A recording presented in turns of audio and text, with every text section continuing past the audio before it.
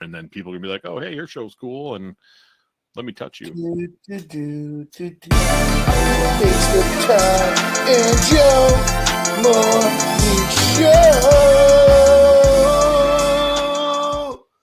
2 days in a row.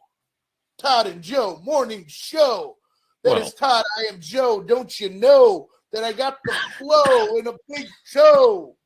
You ho. For show. Are you okay, Todd? I think I killed Todd. Now it's the Joe Morning Show.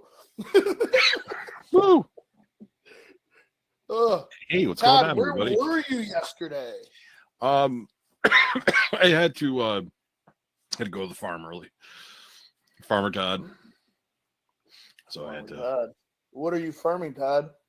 I am a cannabis farmer. Straight up. I ain't gonna lie to you. I am technically a cultivation technician. But no, I help grow cannabis for a local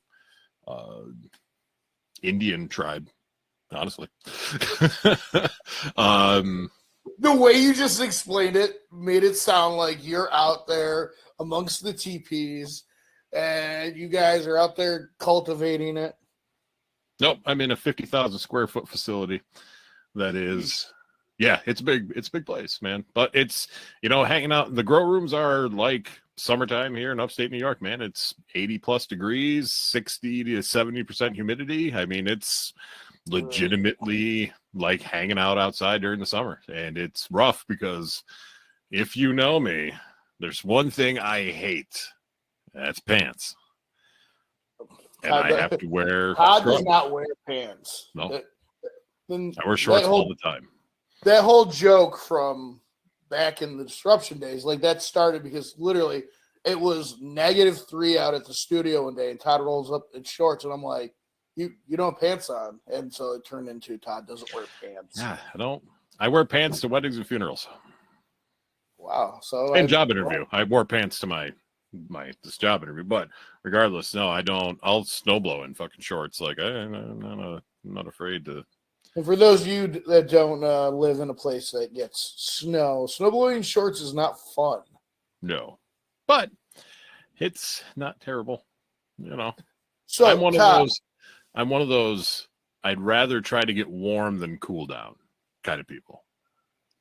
I agree with you. I prefer my temperature in my house anywhere. I'd rather be cold and have to bundle than to be hot and then have to take clothes off. Uncomfortable. But if I have to take clothes off, we all know I'll take my clothes off. So do you like how I try to correspond with our topics? So tell me what our topic is today. Today is video games we grew up with, whether it was something you loved. I do want to discuss, there were a few games that people hated that were terrible. There's one in particular that just by saying that, you got to know what it is. I mean, there's the one that was the devil game that came out in on the Atari that, we'll chat about. What's that? No, that was a good game. Frogger was good. But no, all video games. Because you know what? Both me and you, again, yes, there is, a few year age gap, but we're both, we do enjoy video games, and we've the coolest part about, in my opinion, like my generation, your generation, is the evolution that we have seen of video games, computers, graphics, going from literally what's on my shirt now, playing Mario 1, with these characters, and going to, when Mario 64, I still remember when I was a kid in the mail from like Nintendo, I got a VHS. Now, children, if you don't know what a VHS is, go ask your parents.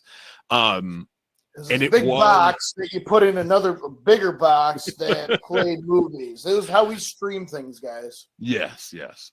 And I still remember, it might be at my parents' house still, a promotional tape from Nintendo that was when the 64 was coming out, and it was gameplay of Mario and Zelda and, maybe Mario Kart and a couple other ones. And I remember, even though I'm a pothead, I have weird memory. And I do remember just sitting there in awe of seeing the 3D graphics for the first time. I recall. Seeing him throwing Bowser by the tail for the first time. You know, that type of shit, it blew my mind because, you know, for however many years you had the Nintendo, the Super Nintendo, you went from 8-bit to 16.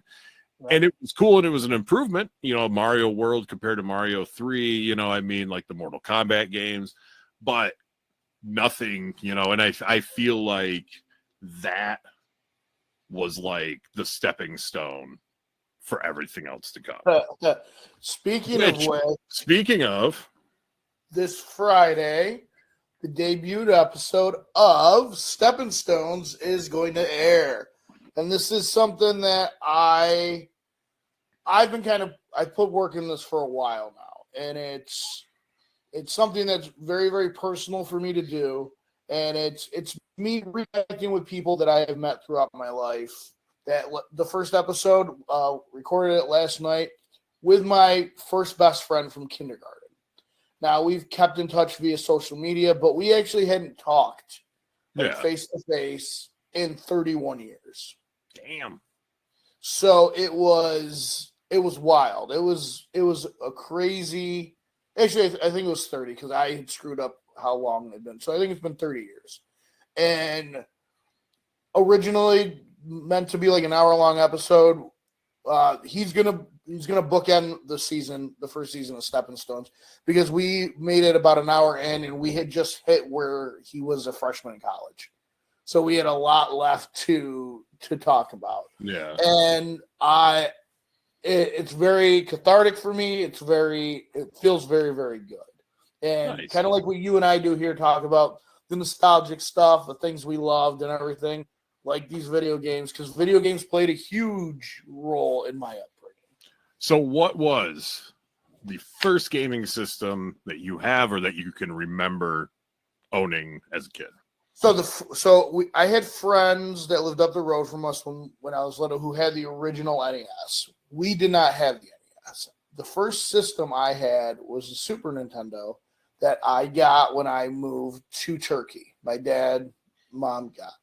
And it came with Zelda: A Link to the Past. Okay, yep. And that was the first video game that I was able to sit down and play all the way through and beat it and do everything for it. And to this day, I haven't actually sat down and made a list of my top 10, but I will say that it is easily on my top 10 favorite games of all time, possibly in the top 5 range. So, because if you don't know, not you, viewers land, if you've never played Zelda or A Link to the Past, the sheer stupidly hardness of them for that time, for the age demographic that it was like going for, was fucking crazy. Like I think I beat both, but I think my brother helped me in the first one and did a lot in that game. And then I think the second one I used, like, I think the Nintendo Power or, you know, a strategy magazine of sorts to like. Did they have Nintendo Power for the NES? Nintendo Power? Fuck, man. Let me see when Nintendo Power came out. All right. While you're doing that, I'll just go. And like the brilliant thing about A Link to the Past is you think you've beat this game. You've gone to every section of the map. You've unlocked it. And you beat the guy in the castle. And then you get thrown through a portal. And you have to play the whole entire game just reskinned on a mirror image of it. And do the whole thing again. But harder. And I remember it probably took me 6 months to beat that game. And the feeling I had of completion, and like I couldn't even like tell you what the story is now, because I've played and I've read so much different Zelda content that I couldn't even tell you what exactly the story is for it. But let me tell you, that game is what really hooked me on video games and like RPG games in general. Like, and so Link to the Past would be the game that the dealer gave me a little free taste, and it just kept me coming back and coming back and coming back. What about for you? What is the first system or game? The first system we had, because I did have an older brother and sister, was the Atari 6400. Which, you know, there was so obviously a classic like Pac-Man and shit. There was a Ghostbusters game for it, which was terrible. There was a game by, I think it was the band Journey, had a fucking Atari game. Look that up. I'm pretty sure it was Journey. I played it many times. So that was the first one we owned, which also kind of ties back real quick, since we're on the subject of Atari, is the worst game ever made was E.T. Journey Escape. Yeah, yep, Journey Escape, yep. Played it all the fucking time, dude. All the time. But yeah, no, the worst game ever made was definitely, yep. Oh yeah. Yep. E.T. Worst game ever made in the history of video games. Yeah, I knew that's what you were teeing up. Yeah. And the funny thing is, if you had a copy of ET right now, you'd be very, very wealthy. Yeah. Well, they dug them up. Did you know that? Like, yeah, they fucking, so that's the other thing too, which I will give it credit for this. They buried the fucking game. Every game that they had that wasn't sold, they fucking buried in like a desert or some shit. And in the past few years, they went and dug them up, and no shit, they tried it, and it still worked. Mm-hmm. But it is absolutely the worst video game ever. All right. In September 1983, the Alamogordo Daily News of Alamogordo, New Mexico, reported in a series of articles that between 10 and 20 semi-trailer truckloads of Atari boxes, cartridges, and systems from an Atari storehouse in El Paso, Texas, was crushed and buried at the landfill within the city, which was covered in concrete. It was Atari's first dealing with the landfill, which was chosen because no scavenging was allowed, and its garbage was crushed and buried nightly. Atari officials and others gave differing reports of what was buried, but it has been speculated that most unsold copies of ET are buried in this landfill, crushed and encased in cement. The story of the buried cartridges was regarded by some as an urban legend, with skeptics, including Warshaw, whoever he is, disregarding the official accounts. On May 28th, 2013, so this is 11 years ago, or May 28th, the Alamogordo City Commission approved Fuel Industries, an Ottawa-based entertainment company, for 6 months of landfill access for both to create a documentary about the legend and excavate the burial site. On April 26, 2014, remnants of E.T. and other Atari games were discovered in the early hours of excavation. The burial of the E.T. cartridges was also the basis for an independent 2014 science fiction comedy, Angry Video Game Nerd, the movie, based on a web series of the same name. Yep. So, and they actually have, in the Smithsonian, they have excavated cartridges in their collection. It was so terrible that, let's see, 41 years later, it is now a treasure.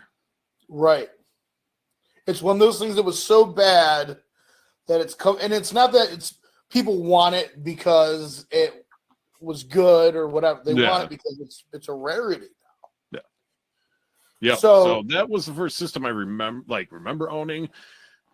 But when it came to like games of whatever it was, the Mario Brothers. See, Mario was the first game I remember playing. Like, I remember playing the original Mario Brothers, Mario 2, Mario 3. I remember, and like that really like got me into video games. But it wasn't until Super Mario World, after I beat Link to the Past, that I was hooked on Mario. Yeah. Yeah, and that was the thing. And Mario is still so when the Switch came out, originally the Switch came out with Zelda. Yep. And it sold out pretty quick. I was like, man, you know what? Because we had the Wii and the Wii U and whatever. I'm like, I said to my girlfriend, I was like, I'll get one if they, you know, if they make a new Mario game and put it out. Like 6 months later, it was like coming soon. Mario, I can't remember what the one on the Switch is called, and you know, there've been a couple. The first one, like, had Mario Land World. I don't know. It's the hat and shit. But yeah, so then I was like, well, gotta buy a Switch. It's a new Mario game. Like, yeah. So I definitely probably have played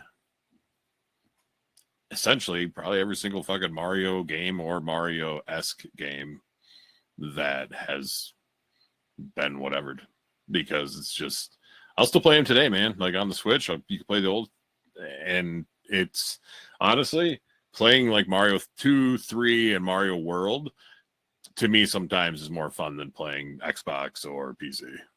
See, like with me, I probably haven't played a Mario game all the way through probably since either the 64 or the GameCube.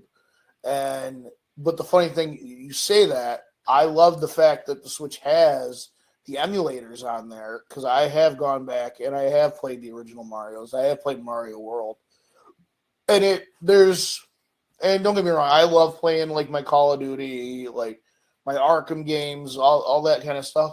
But there's something about the simplicity of those early Mario games where it's you're jumping, you're dodging, and if you have the right power up, you're flying or throwing stuff. And it taught you that timing. It was almost like basic skills for a kid to learn, that it didn't go so far in depth. Now, my question for you. So Mario got you hooked, Zelda got me hooked. What would you say is your favorite game or game series, because a lot of times that intertwines, that you would put above all other? GTA. Which one? All of them. Okay. So again, going back to, being a product of the 90s, I played GTA 1 to London on the computer. Mm-hmm. That was also where you could play people online, as long as people didn't pick up the phone, because, dial up. And, but there was no, for all, again, anybody out there that's watching that doesn't realize this, there was no voice chat. This crap didn't exist. Headsets didn't exist. You typed. And you could see the other person typing, them fucking, fixing their errors, retyping and stuff. Which brings me, and I may have told this before, but we used to play Quake 2 online.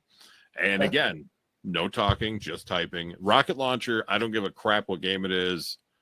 Rocket Launcher is my shit, man. Like, I will blow you up. I'll blow myself up. I don't care. Rocket Launcher is my shit. So me and two of my friends are playing Quake. And, I get a rocket launcher. I was blowing everything up and killing people, because it wasn't like a team thing. It was, fucking every man for themselves. So I'm killing my friends left and right, whatever. And I look up, and up on the screen for my friend Zach pops, "Hell hath no fury like a stoner with a rocket launcher." I'm like, yeah, it's straight up, man. So that's always been a fun quote of mine. But no, all the Grand Theft Autos, like, it's just collectively, like, you know what? Would I sit down and play all of them now? No. Vice City and up, yes. GTA 3 was just, you know what? It was the starting block for the rest of them. For the current, yes. From what it was, if you've never seen the game before, it used to be an above view, not like detailed to the best of its ability in the late 90s. It was the car version of Frogger, essentially. Yes. So yeah, GTA 3 was cool because it was like, all right, that's step. But the one thing that kind of sucked about GTA was there was a thing in there that got taken out immediately because of an incident that happened on a day in September. So you were not allowed to fly planes in that game. There was one plane, and if you did certain things right, you had the opportunity to maybe fly it. But that kind of, I get why they did it. Don't get me wrong. It just kind of sucked being, excited about, oh my God, you're going to be able to do this. It's a 3D world now. You can drive a car. You can pick up a prostitute and then kill her and take your money back. And I mean, not that I would ever do that. But no, definitely that series. I mean, I love Mario, but I hate to even be like, oh, the shit that got me through, but the stories were good, but it was also a game that helped me escape, like when I worked in retail, and just that nightmare Right. of just being able to stand in an intersection with a rocket launcher and blow up everything. Yeah. And realize that I can't do it in real life, and realize it's a video game. You know, I'm smart. But just to be able to do that, it just made me feel better. So that is my series game. So you? I GTA wouldn't be the series, even though it's up there. But with GTA with me, that GTA 3 was honestly at the time next level. Like there was nothing that had ever been made at that point that was like that. But GTA 4 with the cheat codes to unlock all the weapons, and now you have much bigger area where you're going, and then like with Vice City, so it was GTA, which was Liberty City, then you had Vice City, and then San Andreas, correct? Yep. Yes. And then with them having GTA 4, essentially connecting, put it all kind of in together. Yep. And the online aspect of that really like was next level. And I remember buying it, and for the first like 2 weeks or the first month, I forget what it was, they didn't have the online thing launched. You had to play the story. And then at the time the online launch was the time that I want to say the Xbox One launched. So they let you trade in your 360 copy of it for the Xbox One, and everything converted over because Xbox saved it on online or whatever. But I have had some of the most fun with GTA 3, with San Andreas, going to my friend's house before online gaming, all of us like taking turns, going through, doing missions, blowing shit up, all that stuff. But with GTA 4, that online aspect is amazing. And the game's been out for 20 years now, and they're still updating it. I'll play the game for a year and not play it for a year. And then when I come back, even though all my stuff and everything's there, it's a completely new game that you're coming into. Yeah. And it's wild. It's like going to visit old friends. It's like going back to your hometown after not being there for years. And be like, oh, that looks kind of familiar, but now, what's that going on there?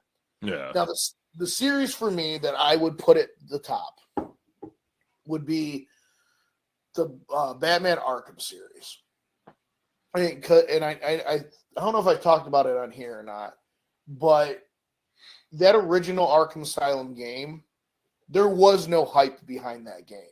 Yeah, no, it just kind of came out. I remember attempting to go to GameStop at midnight to get it, thinking they were going to have a midnight release, and GameStop was closed, and then going over to the Walmart in Rome, and they're like, yeah, we don't have any of our stuff stocked yet. So I remember calling the Walmart in New Hartford, and they're like, yeah, we got our games out. You can come down and get it. Driving down to New Hartford, going back to Rome, and playing that first Arkham Asylum game. I didn't get home till 1 o'clock. I was up till about 8 o'clock in the morning playing that game. And that's one of the few games at the time. They've updated it since then, but like I had that game 100% done. And it took me about a week, but like all the Riddler clues, everything. And then come Arkham City, the second one, which to me is the apex of all those games. Like Arkham City, very GTA mixed RPG kind of awesomeness, and you get to be Batman. Like when in doubt, always be Batman. And although in the most recent one, you cannot be Batman because he's dead. Or is he? I'm pretty sure he is. Or is he?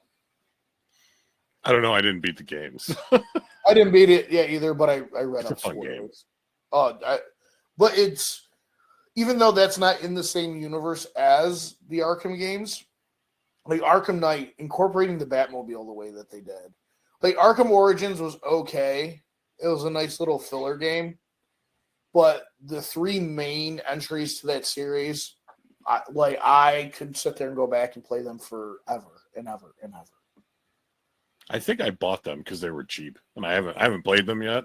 But they had them on bundle on the Xbox store not too long ago. Yeah, I grabbed it because it was ridiculously cheap for 3 of those games, which again they weren't shitty games. So I was like, it would be stupid of me not to grab these. I'll play them at some point, but at least if I have them and paid $20 for 3 of them or some shit, I'm.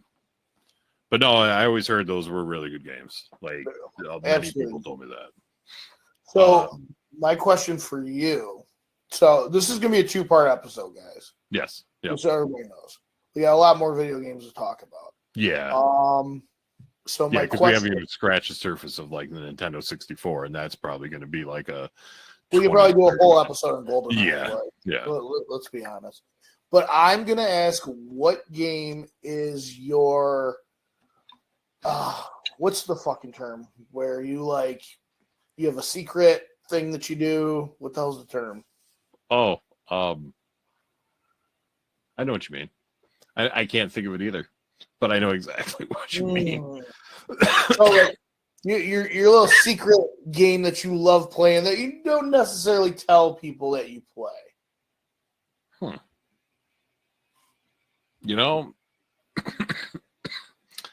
That's a good question, because I think pretty much any game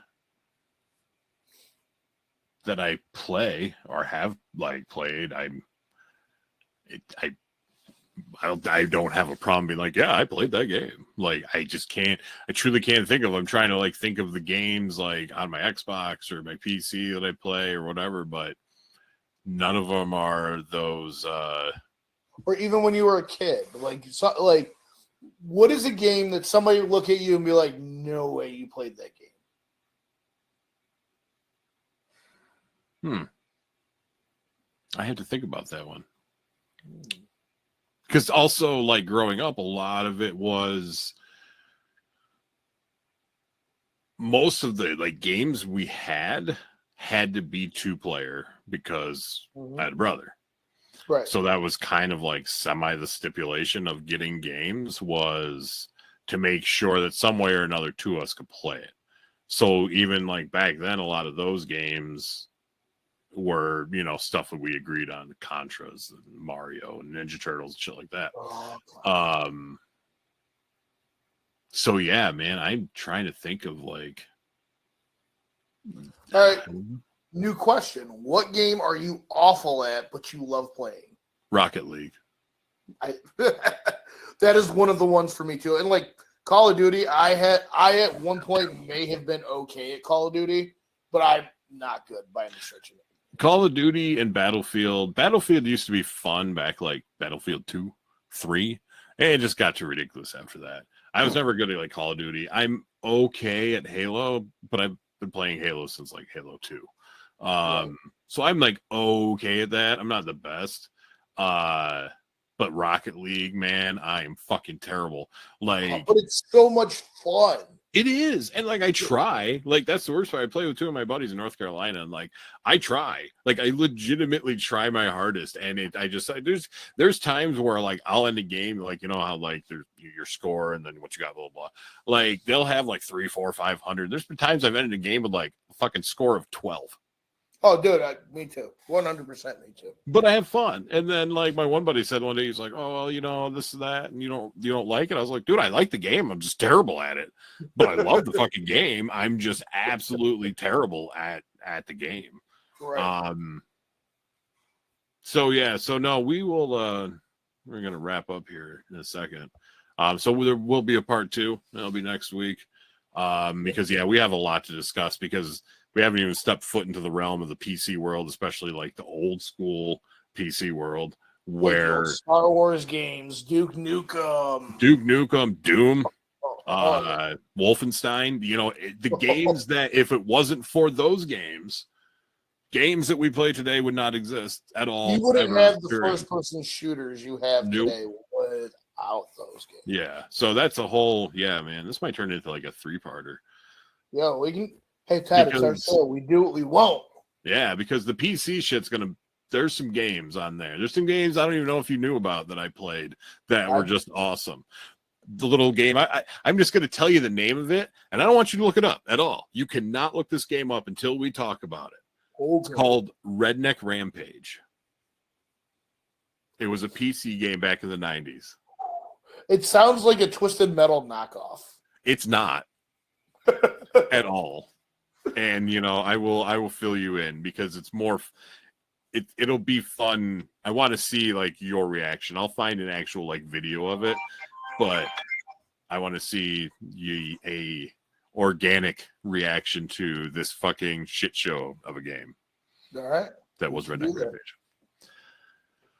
All right, yeah, I think that's it. We will continue. Tune in next Monday. There will be a show on next Monday. Yes, promise. We love you. We love you all. Bye.